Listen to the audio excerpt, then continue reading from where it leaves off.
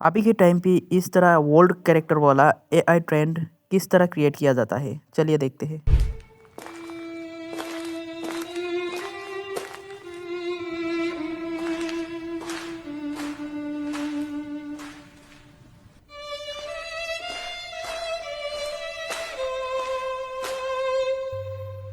इस तरह video create करने के लिए सबसे पहले आपको जाना पड़ेगा गूगल जेमिनी पे। उस पे जाके एक कैरेक्टर सिलेक्ट कर लेना है। उसके साथ इस प्रॉम्प्ट के साथ आपने इस कैरेक्टर के साथ आपने एक बेहतरीन इमेज जनरेट कर लेना है। उसके बाद इस इमेज को गूगल VO3 पर जाके आपने इस प्रॉम्प्ट के साथ आपने एक बेहतरीन वीडियो क्रिएट कर लेना है। इस तरह वीडियो में लाखों में व्यू है। अगर आप भी इस तरह वीडियो क्रिएट करना चाहती हैं तो अभी हमारा बायो में एक लिंक है, अभी जाके कमेंट कीजिए या आपने बायो में लिंक है उसमें जाके आपने हमारा चैनल को ज्वाइन कीजिए।